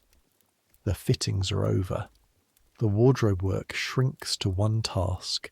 Night shifts, soft ones, open down the back for nursing, and you sew them with lace at the throat. Real lace, the good Brussels, because no one has told you to, and no one would dare tell you not to. If she's to be seen by no one but God and 3 tired women, she will still be dressed. You learned that from her. It took you 20 years, but you learned it. The physician from Hanover comes now, a second one sent by the government, because the reports have alarmed somebody at last, and the 2 doctors disagree in Latin in the antechamber, while beyond the door the gravel sound goes on. Couriers ride the causeway almost daily. The machine that watched her live is now watching her die. In weekly instalments, pulse and urine and appetite committed to paper and sent 60 miles so that men at desks may file her decline. She is calm past all understanding. That is the testimony of every soul in the house those weeks, and it is yours too. The fury has gone somewhere, sealed under 3 seals in a gentleman's strong-box perhaps, and what is left is a courtesy so complete it breaks everyone against it. She thanks. She thanks for everything, the broth she cannot eat, the pillow shifted, the fire mended. Thank you, in that low voice with its French ghost, until you would give a year of your life for one complaint. On your watches, in the deep hours, she talks a little, when the breath allows. Sell again. Always sell now the gardens, the river Aller, which is the same river. Did you ever think of that, Leine? The same water goes by my mother's garden, and then comes here. It passes both my prisons, and you sit with her hand in yours, the swollen fingers, the ring gone now to the strong box with the letter, and you listen to a woman going home the only way left. Once, near the end, she is confused in the fever, and she asks the room, in French, whether the horses are ready. Once she says a name. You are half asleep in the chair when it comes, and it wakes you like cold water, and you sit in the dark afterward with your heart going, and you will never tell anyone what the name was. Not the clerk, not the housekeeper, not your own confessor, not this side of the ground. But I think you can guess. You've been listening for it this whole story. The hole in her speech the shape of a man. In the end, in the dark, with no sense awaking, she filled it once. She dies on the 13th of November, 1726, between 10 and 11 at night. You are there. You and her woman and one other, and the pastor has been and gone earlier, and at the end it is quiet, the gravel sound easing and spacing and easing longer and longer between, like footsteps slowing on a road, and then the road ends. No struggle. The candles don't even flinch. 60 years old. 32 of them behind that moat. The most beautiful woman you ever saw. And you are one of perhaps 4 living people watching. And outside on the bridge you can hear the sentry stamp against the cold, guarding her still, half an hour into eternity, because his orders haven't changed. Her woman closes her eyes. You open the window a hand's breadth. Marsh custom, your mother's custom, to let the soul go out over the water, and the November air comes in smelling of the river, and you stand there while the 2 of them begin the prayers, and you think, God forgive you, of a green coach going fast on the straight by the Aller, as fast as the coachman dares, blades flashing, and this time not wheeling at the stone, going on, gone. Then the strangeness begins, because a death, in any house you ever heard of, is followed by things, bells, black, letters sealed with black wax, mourning bread for the poor, a funeral. And what follows this death is a lesson, the last one Ahlden has to teach you, in what a great man's hatred looks like when its object can no longer feel it. A courier goes to Hanover that night, and from Hanover to London. And the orders come back, and they are these. There is to be no mourning, not at Ahlden, not in Hanover, not by the King's express command at the court of England, where etiquette by every rule of Europe requires black for the mother of the Prince of Wales. Courtiers in London who put on black are given to understand they had best take it off.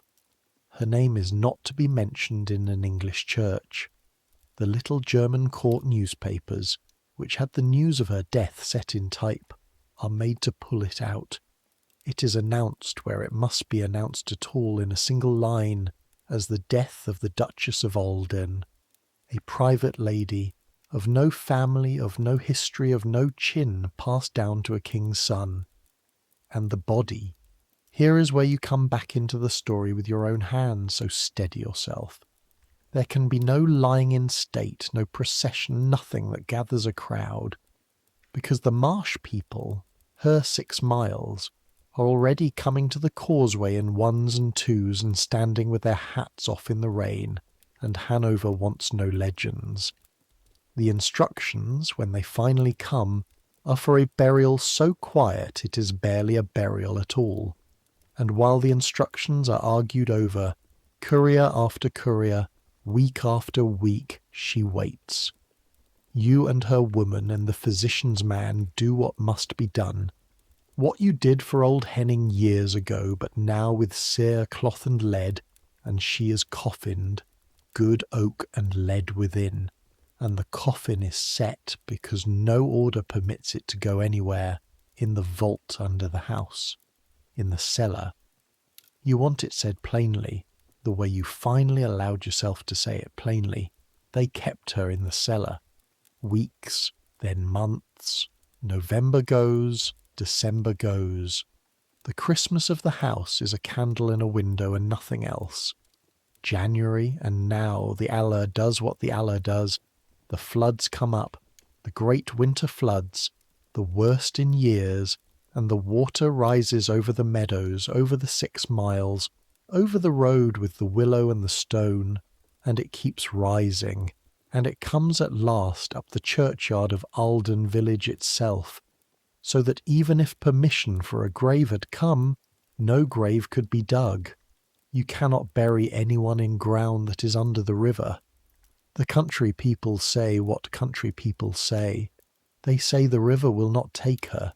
They say the Allah wants her carried home to Celle and will flood until it is done. You are done pretending to be above such talk. You stood in the cellar doorway in February with a candle, past midnight, off your sleep and unable to lie still, and you looked at the coffin on its trestles with the damp shining on the lead, water in the seams of the floor, the whole black flooded country pressing at the walls, and you said out loud to the dark, to her, to the river you were born on, "Not much longer. Bear it. You were always good at bearing it." It is May before it ends, May of 1727, the floods long down, the meadows green and lying about everything, when the last order comes, and it grants, at last, the one thing her mother's blood was owed. She is to go to Celle, to the old ducal vault in the town church, where her ancestors lie, where her mother lies, but at night, unannounced. No procession, no bells, no crowd. And so, on a warm night at the end of May, you stand in the courtyard of Ahlden House, and watch 4 men carry the coffin over the drawbridge she crossed once, 32 years before, in the other direction. A plain wagon, torches, a small escort riding without trumpets. You are permitted to follow as far as the causeway's end, the household standing along it in the dark, and as the wagon passes, every servant kneels, and beyond the moat, in the deeper dark, you can hear them, the marsh people, who were told nothing and knew everything, standing along the road in the night grass, and the men take off their hats, and nobody makes a sound, and the wagon goes down the 6 miles one last time, past the farms, past the willow, past the stone, and does not wheel, and goes on, north, toward Celle, toward her mother, home through the dark with the river running beside her the whole way. They laid her in the vault of the town church at Celle with no ceremony worth the name. For a long time there was not so much as her name on the stone. The king had won, you would think. Erasure complete. 3 weeks later, the King of England left London to visit Hanover. He came by way of Holland, travelling fast, as he always travelled. And somewhere on that road, in the night, in his coach, between one German town and another, a stroke took him, and the story that ran through every court and kitchen in Europe within the month, the story you heard by way of a cell carrier on your own father's ferry landing was this, that at the border a letter had been handed into the king's coach, her letter, after, not before, you will know when. That he read it as the wheels rolled, and that he was dead before the next morning, in the same month's end June weather, not 1 year but 7 months after her, struck down on the road with her paper, so the story swears, still in the coach. Is the story true? You are an old woman as you tell it, and you have learned to say, "I know what I saw sealed, and I know what month he died, and I know she told the gentleman you will know when. The rest belongs to God and the road. But this you noticed, and every servant of Ahlden noticed, and you will go to your grave finding it just. The son who was not allowed to mourn his mother became King of England that summer, and one of the first things the new King Georg II did, quietly, without asking anyone's leave ever again, was hang her portrait. And it is said, and this part you believe with your whole heart because of a small oval painting you once watched her hold at 2 distances, it is said he wept, and dressed his court in black at last, and that in his private rooms from that year forward there hung the picture of a dark-eyed woman, so that the chin and its origin looked at each other every morning across 33 stolen years. But wait, Before we leave the house for good, before I let you drift, come back with me a little way, because I have been marching you down the years like a courier, and there are 3 nights I stepped over, and you need them, the way you need the low notes under a melody. A life is not its catastrophes, not even hers, not even yours. The first night is water. It is the winter of 1717, the year of the great Christmas flood, the one the whole North Country still dates things by, when the sea broke the dikes along the coast and thousands drowned in their beds. And even here, far inland, the rivers went mad in sympathy. The Aller comes up in the night before Christmas Eve faster than the oldest marshman has ever seen it come. Not the slow, patient rising you all know how to live with, but a shove, a brown shoulder of water pushing across the country, and by midnight it is over the causeway in 2 places and licking the courtyard drain stones, and the cellars are filling, and the horses are screaming in the stables because horses know, and the house wakes and works. All of it. That is the thing about that night that you keep. The guards and the guarded, the watchers and the watched, all of it dissolves in cold water, because water does not read orders from Hanover. Sentries stack their muskets in the guard-house and wade to the stables to lead out horses. Kitchen boys and troopers pass sandbags hand to hand in a chain. You're on the chain, in a man's coat, soaked from the waist down, your hands past feeling, passing sacks that come at you out of the torchlight forever, thump against your chest. Gone, thump, gone, and next to you in the chain, you realise at some black hour is the captain of the guard himself, hatless, swearing beautifully, and on your other side the pastry cook, and none of it matters. Rank has drowned first. There is only the chain and the cold. And past 3 in the morning, when the water stands finally still and begins, grudging every inch, to fall, someone touches your shoulder, and it is her woman with the lantern, and behind her, in the arch of the door, in a fur cloak over her nightdress with her hair down her back, grey and dark together, stands the Duchess. She's been up all night. She's had the kitchen fires kept in and bread and hot wine carried out to the chain, to soldiers of the garrison that jails her, and now she goes down the line of exhausted people in the wet torchlight, and she stops at each one, each scullery child, each trooper, and says a word. When she comes to you, she looks at your ruined hands around the cup, and at the man's coat, and at the water still streaming off your hem, and she says, "The ferryman's daughter." Of course. Rivers, mind you, Leine, I have always thought so. And she goes on down the line, and the sentries she is thanking cannot look at her, and one of them, a boy from Hildesheim, not 2 months in the garrison, is weeping without any expression at all, the way soldiers weep. And you understand that in one flooded night she has done what 30 years of diamonds could not do and made her jailers hers. The second night is height. It comes the following summer, and it is the only time in all your years that you see the world the way birds and map-makers see it. The church at Ahlden village has a squat brick tower, and the floods have strained it, and masons come from Verden to survey the damage, and because the household pays for the works, the steward goes up to inspect, and because the steward is old and hates ladders, he takes young eyes with him, and the young eyes are yours.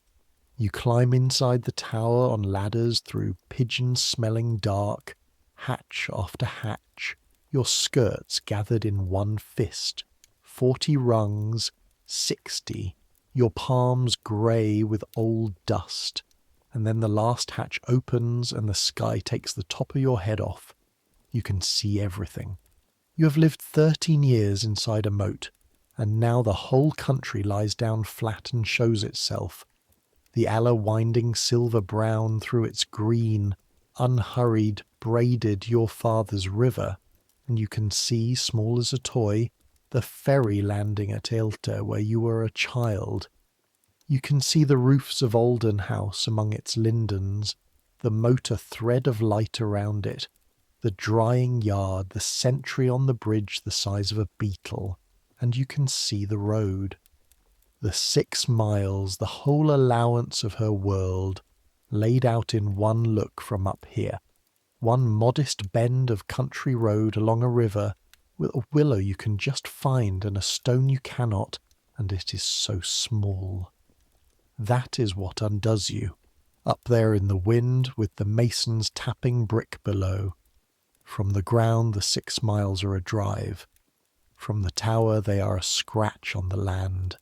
A whole human life has been fitted into a scratch you can cover with your thumb, and back down there, this very afternoon, the coach will roll out along it, and she will look at her willow, and somewhere far past the edge of everything you can see, even from here, even from the sky, are Berlin and London and her children. You never tell her you went up the tower. What would you say? I've seen your world from above, madam, and I could cover it with my thumb. You climb down, and you are quiet for days, and Greta's replacement asks if you are sickening, and you say the height turned your stomach. It did. It was not the height. The 3rd night is small, and it is the one you would keep if you could keep only one.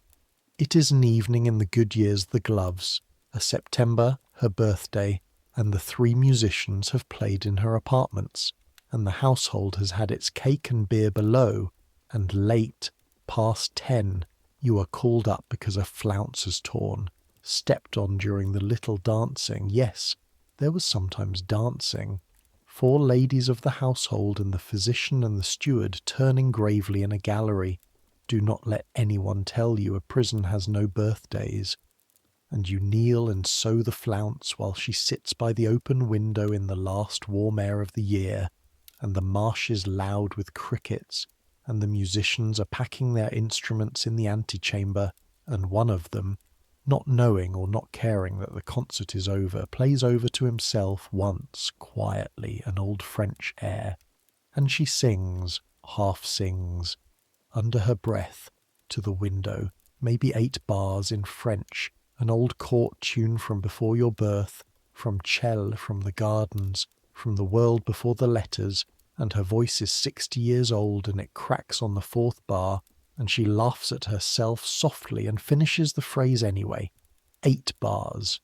In 32 years, it is the only time you ever hear her sing. You keep your needle moving. The flounce mends, the air ends, the crickets go on. And that is the whole of it. The night entire nothing happened. A torn flounce and 8 bars of an old song, and you have turned it over in your memory more often than your own wedding day, because you learned at Ahlden what the history books are too grand to learn, that the truth of a life is not in its verdicts. It is in the 8 bars. It is in what survives, humming under the breath at a window, after everything has been taken that can be taken. Hold those 3 nights. Water, height, and the song. Now we can go back to the end and out. The house after the wagon leaves is a body after the soul. For a few weeks everything continues by habit, and the habit is horrible. The sentries still stand their watches over nothing. The drawbridge still comes up at dusk, locking in an absence. The kitchen still cooks for a household with no centre, and the clerk still writes, though God knows what, the weekly report of an empty room. Then the orders come, in their proper time, through the proper channel, and the machine that ran for 32 years is taken apart in 32 days. The garrison is recalled. The horses are sold. The plate and jewels are inventoried by men from Hanover, with soft hands and hard eyes. Every diamond you ever saw wink at 10 in the morning counted into velvet and carried off, most of it, in the end, to Berlin, to the daughter, which is the one mercy in the paperwork. The household is paid off, with her legacies honoured to the last thaler, that they did honour, and one June morning the servants of the Duchess of Ahlden stand in the courtyard in their travelling clothes, like a defeated regiment, and it is over. You're the last of the women to cross the bridge. You arranged it so, hanging back with your bundle, and no one hurries you. The new caretaker and his wife are decent people, and pretend not to watch. You stop in the middle of the drawbridge, on the worn oak, over the green moat water where the carp she used to feed still rise expecting her shadow, and you stand there one long minute, 37 years old, 22 of them spent inside these walls, and you do the arithmetic this house taught you, not shopkeeper's arithmetic, the other kind. 11,000 of her days, 8,000 of yours, 4,000 drives, one song.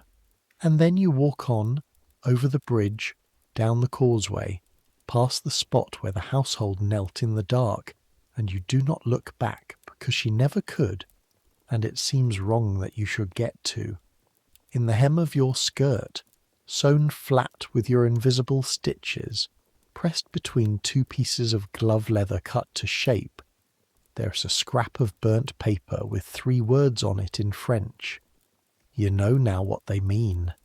You paid a schoolmaster in Chelles a groschen to translate them, telling him it was from an old song, and he glanced at it and said, "That my heart," and handed it back, already thinking of his dinner. "Que mon cœur," that my heart. 3 words in her hand, saved from a midnight grate by a girl who couldn't read them, carried out of Ahlden past no guard at all, because the machine never thought to search the servants for ashes.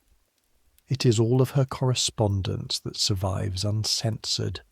30 years of letters, and the free portion is 3 words in the hem of a laundress. You will decide on your last night alive whether to have it buried with you or burned. I won't tell you which you choose. Some things you'll understand better if I leave the door open. Your life after Ahlden is a good one, and it surprises you, the way peace surprises soldiers. You go home first, down the river to Ilta, and your father is dead these 6 years, but your brother keeps the ferry, and you stand on the landing where you left at 15, and the water is the same water. It passes both her prisons. She was right. And something in your chest that has been laced tight for 2 decades lets out a notch. You do not stay. You have a legacy in your pocket and a name, because the fine world is small, and the mending of the Duchess of Ahlden's lace was known in more houses than you guessed. You settle in Celle. You take rooms 2 streets from the town church. You will not pretend to yourself, then or now, that this is chance. You marry, at 39, to everyone's astonishment, including your own, a widowed clockmaker named Matthias, with quiet hands and 2 half-grown children who need shirts, a man who courts you for a year with the patience of his trade and never once in all your life together asks you to talk about the house in the marsh, which is how you know he understood everything that mattered. You take in fine work. Lace comes to you from Hamburg, from Hanover itself, torn treasures in tissue, and you sit at a window with north light, which is the one requirement you ever state for any lodging, and you mend, and the stitches disappear, and sometimes a great lady watching you work says, "Where in the world did you learn such hands?" And you say, "In service, madam, in the country," and the needle goes in and out. And on the 13th of November, every year, in the afternoon, you walk to the town church. The vault is below, not open to every passer-by, but the sexton of that church in those years is a man who knows who lies there, and has noticed the woman who comes each November with greens in winter and asters, if the autumn is soft, and sextons, like servants, keep the accounts the great leave unkept. He lets you down the stair, candles in a draught that smells of stone and old lead, the coffins of the Dukes of Chell in their ranks, and among them, plainer than her rank, plainer than her ancestors, for years without so much as a name, hers. You stand there and you do not pray exactly. You report. That is the word for what you do, and you know how it would sound if you said it aloud, so you never say it aloud. You tell her the year. The Prussian marriages, when news of them runs through Celle, her grandchildren, the girl who will be a queen in Sweden, the boy in Berlin they say is brilliant and unhappy, his grandfather's chin gone into a third generation. You tell her that her son the King of England keeps her portrait. That is common knowledge now, travellers speak of it. You tell her the willow by the boundary stone came down in the storm of 1739, and that the farmer planted another, and you know for a fact he planted another, because you took the coach out along that road yourself, once, only once, past the farms and the stone 6 miles, and made the driver turn there and rode back with your hand flat against the seat leather the whole way, feeling for the ghost of a lurch. Frau Gerdes had said you'd stop hearing the drawbridge in a month. 20 years out of that house, on certain nights, with the wind right, you still hear it. The groan of chains, the day being locked. Matthias learns that when you sit up suddenly in the dark, it is nothing a clockmaker can mend, and he puts his hand between your shoulders and waits, and the chains fade and you lie back down. You are not haunted, you want that understood. It is only that some houses do not entirely close behind the people who lived in them. Somewhere in you the fires are still lit by 6. Somewhere in you a coach is always going out at 11, blades bright, and coming back at 1. The years do their slow, honest work. Anna, little Anna of the Chilblains, keeps an inn at Verden and names a daughter Leine. Greta's boatman drowns, as boatmen do, and Greta comes to Chell and lodges near you, and the two of you grow old within borrowing distance of each other's kettles, and on winter evenings you sit with your feet at one stove and your needles going and you talk about everything on earth, except the one thing, until one night, both of you pass 60, cracked knuckles, 3rd glass of hot wine, Greta says into the fire. She'd have liked Berlin. And you say, yes, and that is the entire conversation, 22 years long, 4 words, and both of you sleep well after it. And history, meanwhile, does what history does to her. It takes its time, because here is what happens to erased people, and it is the best revenge there is, better than any letter handed into any coach. Erasure ages badly. Power can strike a name out of newspapers and take portraits off walls, and for a generation it works, and then the men who gave the orders die, and the orders die with them, and the name comes back up through the ground like water in the marshes, quietly, everywhere at once. In your lifetime already it begins. The story cannot be kept. Too many servants, too many soldiers, too many marsh farmers who doff too many hats. Travellers going through Celle ask their innkeepers about the princess in the vault, and the innkeepers, who must be asked twice for the sake of form, tell them everything, and get the willow in, and the diamonds, and the murdered count under the palace floor. In England, where her son reigns and then her grandson after him, pamphlets and memoirs print her history in whole chapters. The wits observe, and it is true, and she would have measured the truth of it to the last thread, that every king and queen of that island, from her son forward, forever, every single one until the end of monarchy or the end of the world, is descended from her, from the prisoner of Ahlden, from the woman who could not attend her own mother's funeral. They kept her out of one family gallery. She got into all the rest by blood. Her portrait hangs today in more palaces than her husband's does, and gets looked at longer, and no order can be issued about it, because the men who issue orders are her great-great-grandchildren.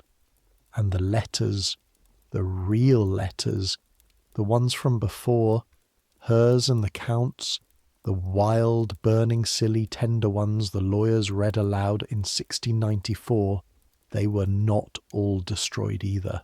Copies and originals slept in archives, in Sweden, in universities, and scholars found them long after and printed them, and the world read at last what she went to the marsh for, and the world's verdict was not Hanover's. The world read a young woman writing to the one person who ever looked at her like a person, and the world took her side and takes it still, and will take it as long as anyone reads anything. You cannot censor a century. It was the only censor she was ever going to beat, and she beat it lying down in a vault in Celle, 2 streets from your window. You outlive them all in the end, which is a strange fortune for the poorest person in this story. You outlive the king who died on the road, and the ministers, and both physicians, and the clerk whose papers rode to Hanover, wherever those papers are, in some cellar of files, her pulse still keeping its weekly appointments in a drawer. You outlive Matthias, who goes gently with his workshop tidy in 1744, and you keep 2 of his clocks wound for the rest of your life and let the others sleep.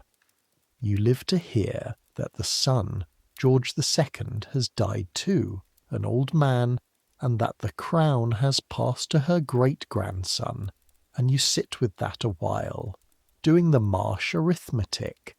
A boy king in London, and the whole line of him running back through the picture on a dead king's wall to a woman feeding crows at a window over a moat. And when you are very old, past 80, with your hands finally failed for fine work, but not for Holden things, your brother's granddaughter comes from Alte to keep your house, a quick, dark-eyed girl called Ilse, who's heard, of course she has heard, everyone on that river has heard, that the old aunt in Celle served the Princess of Ahlden. For a year she is too shy to ask. Then one November afternoon she comes with you to the church, and down the stair, because the new sexton is the old sexton's son, and the arrangement is hereditary now like everything in Celle, and she stands beside you in the candle draught looking at the plain coffin among the grand ones, and she asks the question, the one they always ask, the one Frau Gerd's cut off in a cold corridor 60 years ago, the sentence no one at Ahlden was allowed to finish. But what did she do? And you hear yourself give the catechism, Greta's catechism, the whole of it, flat as a closed door. She loved the wrong man. And then, because you are 83 and the machine is dust and every censor of your lifetime is deader than she is, you finish the sentence at last out loud in the vault with your grandniece's warm arm through your old one. And she meant it. That was the whole crime, child. She wrote letters, and she meant them, and they killed him for it and buried her alive for it, and she outlasted every one of them without regretting a single word. Remember it that way. When they tell you she was a scandal, remember it the way I'm telling you from inside the house. She was the bravest person I ever waited on, and the only one of the whole-crowned lot of them who ever thanked me for a fire. Ilse is quiet going up the stair. At the top, in the church light, she says, You're crying, aunt. And you say what they taught you in that house, that nobody ever asks why anyone is crying. It would be like asking why the river is wet. And she laughs, not understanding, and takes your arm tighter, and you walk home through Celle in the early dark, past lit windows, the two of you, and the story is past. That is how it actually travels, you know. Not the archives, not the memoirs. An old woman's arm through a young one's, 2 streets in the dark, the temperature of a voice. That is the vessel. It has never once leaked.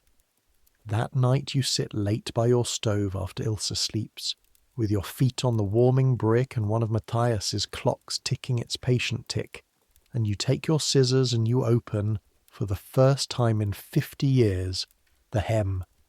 The stitches give the way your stitches always gave, invisibly, without complaint. The glove leather is stiff. Between the pieces, the scrap. Browner now, tender as a moth's wing. The 3 words fainter, but there.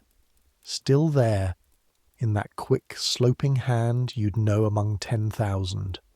Que mon cœur. That my heart. That my heart what? You never knew the rest. The fire took the rest 60 years ago, up the chimney at Ahlden, and out over the black marshes with all the other pages, thousands of them, her whole unread archive gone into the night air over the Aller. And sitting there, old, warm, with the clock ticking, you finally understand why you never minded not knowing, why the fragment was always enough.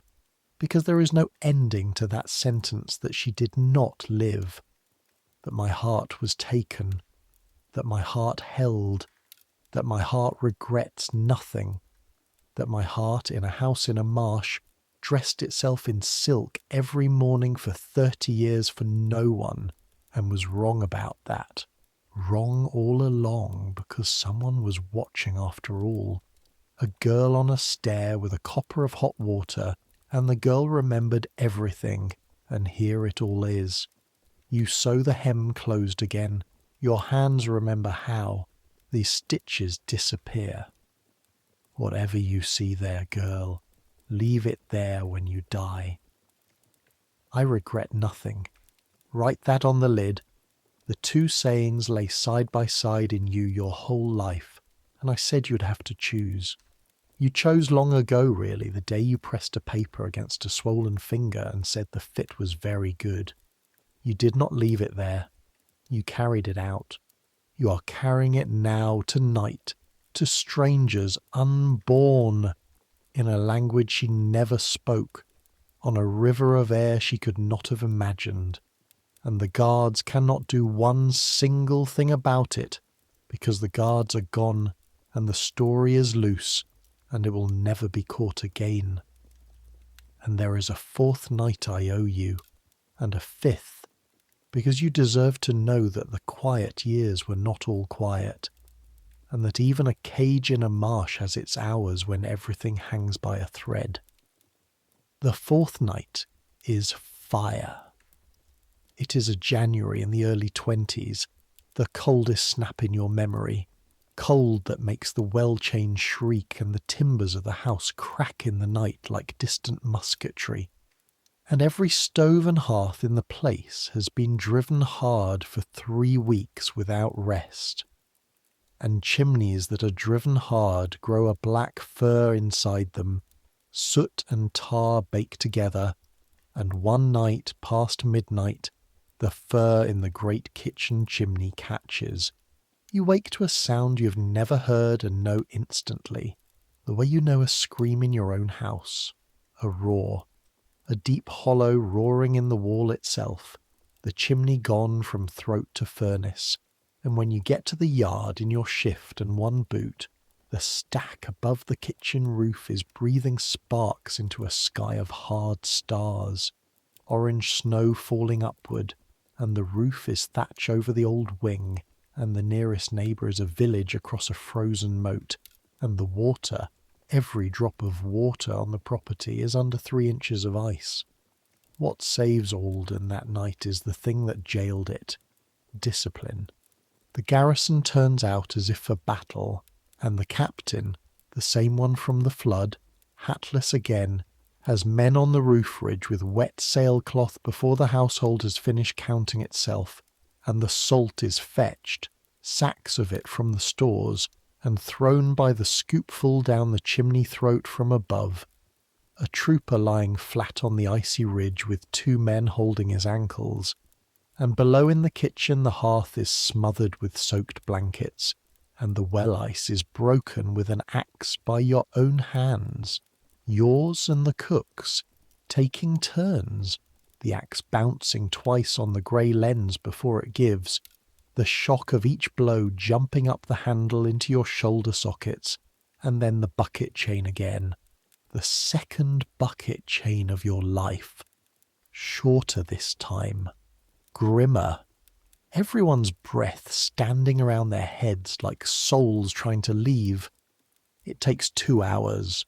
The roar sinks to a growl, the growl to a hiss, the hiss to nothing, and the stack stands, scorched inside but standing, and the thatch never catches, by the width of God's finger it never catches, and at 3 in the morning the whole frozen assembly is drinking hot beer in the yard, soot-faced, shaking, alive, and she is at her window. You look up, everyone looks up, and there she is, wrapped, lit from behind, watching, and she raises one hand, not a wave, a stillness, palm toward the yard, the way you bless people in old pictures. She had been ready, you learn afterward from her woman. Dressed, cloaked, her jewel case in her own 2 hands standing in the gallery, and when they urged her to come down and stand clear of the buildings, she said no. She said, and her woman swears to the words, "I will not be seen being rescued. Tell me when it is out. I will not be seen being rescued." You can laugh at that, or you can serve a woman for 20 years and understand it down to the marrow. They had taken everything but her composure, and she would sooner have burned than surrender the last province. The 5th night is paper, and it is the most frightened you ever are in all your years there, more than the flood, more than the fire, because floods and fires only kill you. It is the spring after the fire, and word comes ahead by courier, an extraordinary inspection. Not the drowsy twice-a-year visitation, but gentlemen from Hanover with a mandate, because somewhere in the chancellery somebody has heard something, a whisper of irregular correspondence, of channels uncounted, and they arrive with clerks and a locksmith, and for 2 days Ahlden is turned over like a mattress. The clerk's papers are audited, the steward's accounts are audited, servants are questioned one at a time in the bailiff's room, politely, exhaustively, by a soft-voiced gentleman who writes nothing while you speak, and everything after you leave. You're questioned on the 2nd morning. You've been up since 4 because fires do not care about inspections, and you sit on a hard chair with your raw hands folded in your lap, and the soft-voiced gentleman asks you about your duties, and your family, and the wardrobe, and the glover. The glover.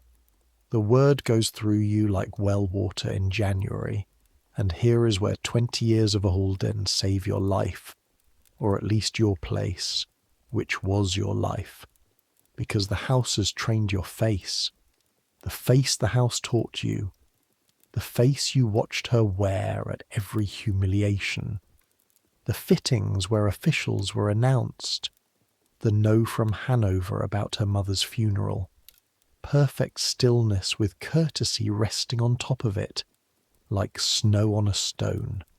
You wear it now. You answer what is true and nothing that is not asked.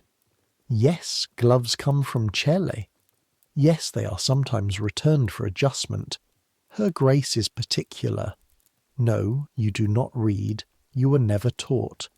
That last is true, and it is the truest shield a servant ever carried, and you watch it work. The gentleman's eyes pass over you and file you where the great always file you, among the furniture. They find nothing. There is nothing to find. The paper always moved inside leather, inside stitching, inside the blind spots of men who think in documents, and the last exchange went out weeks before. On the third morning the gentlemen ride away, and the house breathes, and that evening you are called up about a sleeve that needs no mending, and she stands at the window while you pretend to examine it, and she says to the glass, in the flat voice of the reports, "I am told the inspection found the household in excellent order. You will convey my satisfaction to the wardrobe. That is all. You will convey my satisfaction to the wardrobe. In the language of that house, in the code you had both spent 2 decades learning, it was an embrace on a dock. It was a medal pinned in the rain. You curtsy to her back, and you take the sleeve that needed nothing down the stairs, and in the dark of the landing you stand still for a moment with your heart going like a fuller's hammer, and then you go back to work, because that is the other thing the house taught you, the thing under all the other things. After every terror, the linen, after the flood, the linen, after the fire, the linen, after the gentlemen ride away, the linen. The work is the raft. Hold the work, and the current can do what it likes. So come back down now. Come back down from the years, the way you came down from the church tower, rung by rung, and let the story settle where stories settle, in the dark, at the bottom of the breath. You are Leine again, one last time, and it is none of the terrible nights now. It is an ordinary one. Pick any of the 8,000. Say it is a Tuesday in October in the Middle Years, when nothing is happening and nothing will happen, which was most of life there, which is most of life anywhere. The day is over. The fires are banked, each one under its grey blanket of ash. 11 rooms of them, and you have made your round with the candle and seen each red eye safely lidded. The linen is folded in the presses with lavender between, and tomorrow's mending waits by your stool in the north window, sorted, threaded, in order. The kitchen is scoured and smells of wet stone and yesterday's bread. The doves have gone silent in the cote. Up in her apartments, the last candles are burning down. Her woman has undressed her, the silk hung, the diamonds in their case, the long ritual run backward to its end, and she is at her table. You know she is. You can hear it if you stand at the foot of the back stairs, that small busy scratch and dip through the boards, the letters no one will read being written to everyone she loves. Later the fire there will eat its pages, as it does, and the smoke will go out over the marsh, and the marsh will keep it, as it keeps everything, patiently, in the peat, in the dark water, in the long grass along 6 miles of the road. The sentry on the bridge stamps his feet. It is turning cold. Somewhere out on the black meadows a bird you can't name makes its one low note, spaced far apart like a watchman calling an hour no clock keeps, and the drawbridge comes up. You hear it from your attic bed, the groan of chains and wet timber, the day being locked, and beside you the new girl flinches the way you flinched all those years ago, and you say what is always said, you'll stop hearing it in a month, and it is a lay, and it is a kindness. And in this house those were so often the same thing. Lie still now, let the house hold you. It held worse than you and did not break. The blanket is rough and smells of lanolin and old smoke, and underneath the cold it is warm enough. You are warm enough, fed enough, safe enough. You have a roof, and work that your hands know so well they could do it in your sleep, and probably will, and people down the corridor and across the courtyard and up behind the tall windows who are counting on you to rise in the dark and wake the fires, and you will. That is more than most of the world has tonight. That is enough. Your hands ache in the good way now, the day's way, the chapped knuckles easing under the tallow, the yoke line at your neck loosening thread by thread. Your feet are giving up their miles. The stairs, the yard, the causeway, the wash-house, all the day's geography is draining out of your legs into the mattress, and the mattress takes it, as it takes it every night without complaint. The sounds are sorting themselves into far and near. Near, the new girl's breathing slowing. Anna's small sleep sounds beyond her. The tick of the roof timbers letting go of the day's damp. Far, the river, which you cannot truly hear and have never once stopped hearing.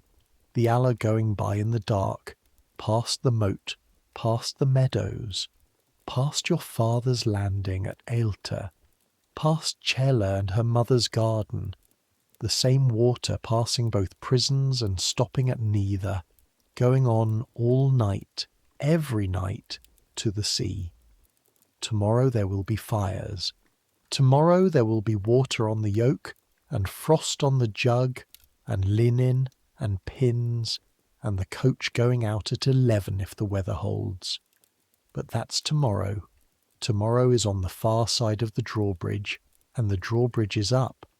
Right now there is only this, the dark of the attic, the warmth arriving slowly under the blanket, like a tide coming in across flatland.